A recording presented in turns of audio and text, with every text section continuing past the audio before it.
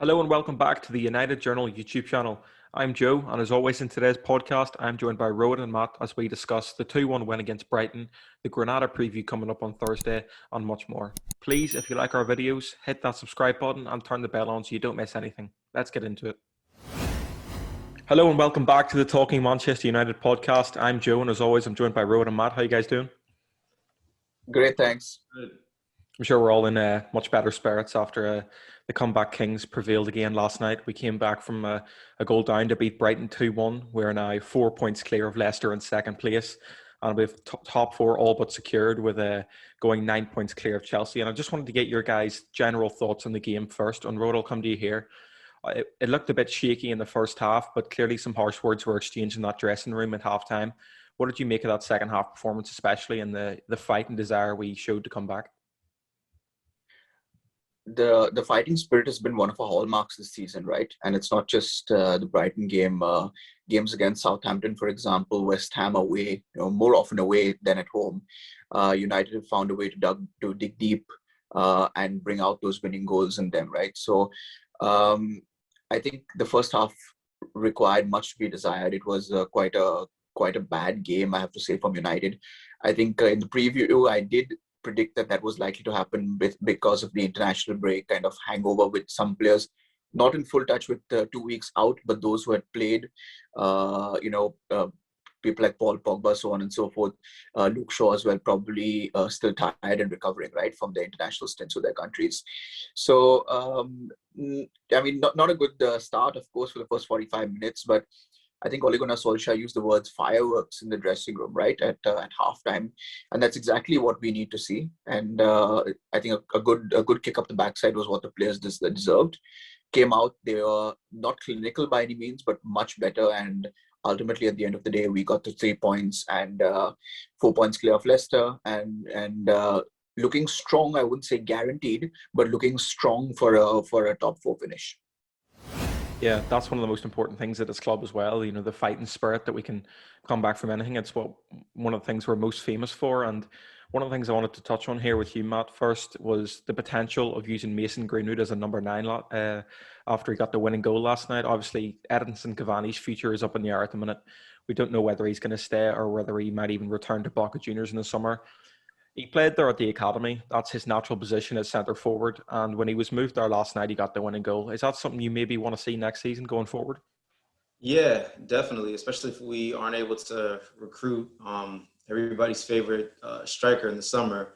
I definitely would like to see Mason get more time at number 9 because, like you said, Joe, that's his preferred position. That's the position he grew up playing in the academy. And I think ultimately that's the position that everybody sees him occupying in the future. So I don't want to say what better time than now because, obviously we've kind of got, I don't want to say bigger fish to fry, but we've still got things to kind of fight for this season. So right now, I think given the injury crisis that we might suffer from at the moment, I think now would be a good time to just kind of give him some more reps there. And going forward, I definitely think that we need to start trying to give him game time at center forward and not right wing, because ultimately that's going to possibly get in the way of his development. So, yeah, I agree there. Especially, he looked really good post restart last season when he was on the right wing, and we had a really good thing going there. But it seems as if obviously it's quite clear that right wing isn't his natural position, and he's much more effective leading the line by himself as a number 9. That was only his second Premier League goal of the season that he got last night, and I think it was possibly his first header that he scored. But one of the more alarming things that propped up to me especially was the Fred and Pogba pivot. Fred was good in the first half, to be fair to him. I thought he put a good shift in, but in the second half he seemed quite sloppy. He didn't really seem switched on at all times. And Road, I wanted to come to you here and ask for your opinion on this. Do you think a pivot of McTominay and Pogba going forward is something that you would want to see, or do you think we should stick with Fred and Pogba and see how that works? I think of the two players, right? So first of all, Pogba coming back brings us a lot of creativity, right? And we know Pogba's strengths, and we of course know his weaknesses, right? His work rate isn't as high as Fred or McTominay, But clearly when Bruno is knackered, Pogba being around there, it either takes the focus of Bruno and then Pogba is creating, or vice versa, right? So I think the more that we have Paul Pogba in that team, the better it is. As we know, a happy Paul Pogba, committed Paul Pogba makes Manchester United stronger. So that's one part of the midfield answered. Now, in terms of McTominay or Fred, I think it depends on who we're playing, right? Remember, McTominay brings with him a heavy physical presence, number one.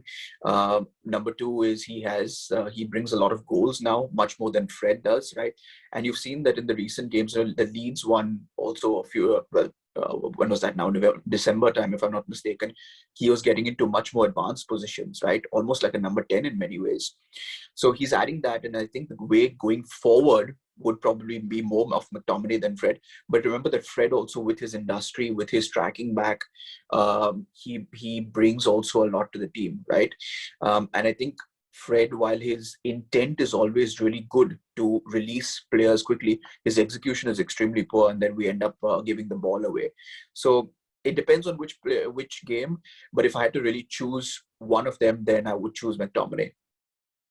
Yeah, especially in the big games. We know how good McTominay is. He comes up on the big occasion every time. And Matt, what's your view on that? Do you think we should, persist with Fred and see if he can? Obviously, Pogba's been out for a while, so we could potentially see if they can build up a relationship together and see how well they work. Or would you go straight to McTominay, who is going to put a solid shift in there? See, I'm kind of, as we touched on in shows prior, I'm kind of like split, because I really look at Fred and McTominay as kind of the same. Just one is 6'4" and the other one's like 5'7" or something like that. I feel like they're on the ball. I feel like they're kind of the same. Like they don't really. I think McTominay is a bit safer in possession.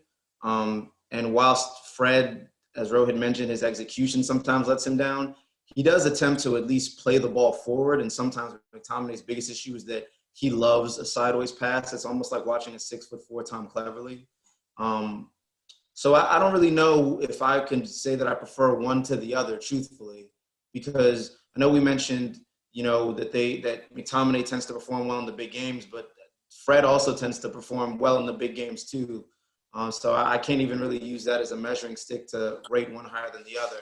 But if pressed, I'll go Fred over McTominay, just because I do appreciate, although it doesn't come off a lot of the time, I appreciate Fred's willingness to at least move the ball forward quickly and get us going in our attack. So I'll go Fred. Yeah, we've also seen sort of Fred isn't necessarily able to play that sort of defensive midfield role by himself. And obviously McTominay would be more of an attacking-minded midfielder. So with him and Pogba pushing up the midfield together, it creates a lot of uncertainty as to the holes in the midfield there. And obviously we need that defensive cover in there, because you never know where Lindelof is half the time, and Maguire's usually there to sweep up the ball. But another thing we saw last night, we've been touching on this in previous episodes as well, Marcus Rashford looked like he was limping, and he was struggling massively in that first half. And Rohit, I'll ask you here, is it time for the United medical staff to put their foot down and give this man a rest so he can properly heal up? And obviously we don't want him to burn out or his career to end short, because he's got such a bright future ahead of him. Do you think it's time for us to say, right, let's give him a break, consider our options, and try and get this man healthy? I'd love to give Marcus Rashford a break. The problem is, look around the team and tell me who can do what he does for that team, right? He has quite a strong defensive work rate as well. He tracks back. He's got a good understanding with Luke Shaw. That left wing right now is the attacking side of the pitch, right? Because we pretty much parched on the right-hand side. Even though fully appreciate that Wan-Bissaka has improved a lot with his attacking play down the right this season. So while I would love to do that, the challenge for me is we will suffer an impact on that, right? And we are now in a good position. What I would appeal though to Ole Gunnar Solskjaer is, go for the jugular a lot earlier. Have Marcus Rashford, have the team 2-0 up, and then you bring Rashford off and put Daniel James in there, put Ahmad in there, give him a bit of rest, because I would like to see Rashford playing pretty much every game, but playing less of each game, rather than having him just play one whole game and then having him out, because that will not help anyone. I do believe, however, that well, I'm not so worried, long term for Marcus Rashford, because I think how players keep fit with the amount of medical analysis and the modern techniques of medicine, let's put it that way, is that it can prolong a player's career. So I think that it's a matter of time and Marcus will be okay, right? But he's so pivotal to the team right now. I mean, the best players in that squad are Luke Shaw, Marcus Rashford, and of course Bruno Fernandes. Besides, of course, I would say Harry Maguire, right? But these are the three real kingpins of that squad right now. Yeah. Our squad is so thin at the minute, we can't really afford to drop any of these guys. We would, have an extreme lack of quality in here. And something that I also wanted to touch on, it's been, in the headlines, we've seen countless stuff about it over the last few days. Dean Henderson against David De Gea, and it seems like Ole Gunnar Solskjaer has made his choice. It looks like he's going to go with Dean Henderson as the number one for the future. And in my opinion, I'm absolutely delighted about this. De Gea hasn't really been the same since the 2018 World Cup. Even before that, he was showing slight glimpses of a bit of a downfall. So I think Dean Henderson's definitely the way forward. And Matt, I wanted to get your view on this. Obviously, I know we're all big Dean Henderson fans here, but is this something, do you think, if the opportunity presents itself, should we sell De Gea this summer and cut our losses? Yeah, and I hate De Gea's been a great keeper for us, so I hate to say it, cut our losses, but I definitely think that, like we've mentioned before, I think, there comes a time when you just kind of have to move on and you have to look to the future. And I think that, we find ourselves in a position with Henderson where it could be a situation. I was listening to something earlier where it was kind of saying, you don't want to look up and stay with De Gea, lose Henderson, and then we find ourselves in a Pogba situation where, we're trying to bring Henderson back, or worse yet, he goes to a rival club and, he becomes the best keeper in the league. So I think that whilst we have Henderson now and he's at a good age to kind of continue to grow and develop, it's best that we kind of allow De Gea to kind of move on. And he's wanted to leave United in the past. It's not a secret. He just had a newborn. So, I think at this time, it just kind of suits all parties to just kind of allow De Gea to move on and for us to let Henderson take the spot as number one. Yep. There's no doubt that he's been one of the finest goalkeepers of the Premier League era, one of the best goalkeepers in our history. I know we share some different opinions on who has been the best goalkeeper in our history, but we can thank De Gea for everything he's done. He won a Premier League title with us. He's been, he kept us essentially in the top four every season. We lacked extreme quality in the midfield, and going forward with the Moyes, the Van Gaal, Mourinho, the sort of the dark era, modern era of Manchester United, and he was always there. He was the fans' favourite. He was our best player for a very long time. And, we can't forget that. So as much as it pains us to have to say goodbye to De Gea, there's always a time you have to move on and say goodbye, because Dean Henderson looks like the future. And as you said, we don't want to lose him to a rival. We saw how good he was at Sheffield United. And, there could be some teams that could come in for him, like potentially Everton, if they wanted to get rid of Pickford. I don't know if they want to do that, but there's a lot of teams that will be shopping around for him. And this week coming up, we have the Europa League game against Granada. Obviously, we're going to be even thinner, as Solskjaer announced Anthony Martial is expected to miss the rest of the season. Potentially, he might make a return for the end, but it looks like, that's done after picking up an injury against Kazakhstan for France.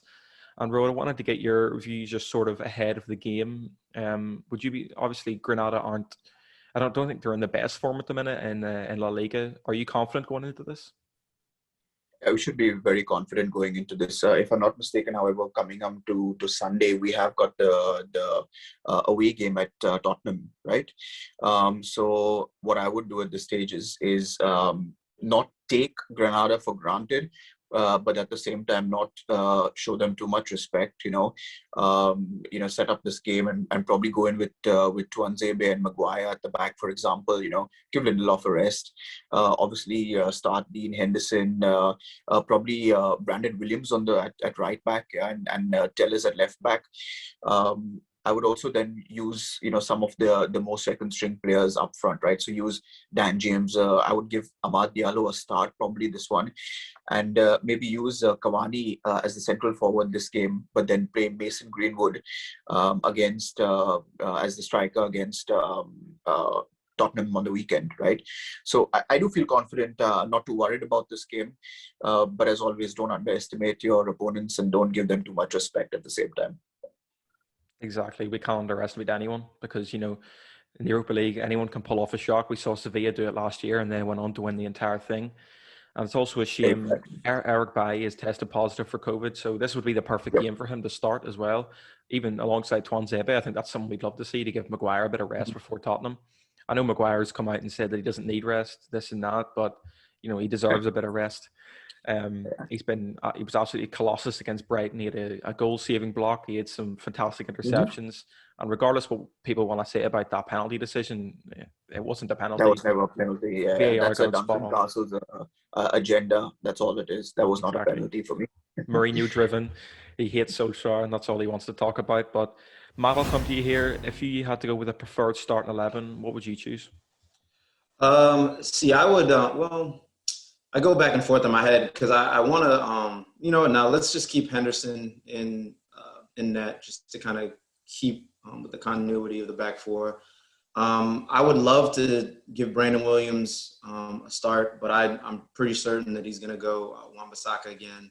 I would almost be willing to bet again we'll see the Lindelof-Maguire partnership. Probably see Telles coming at left back.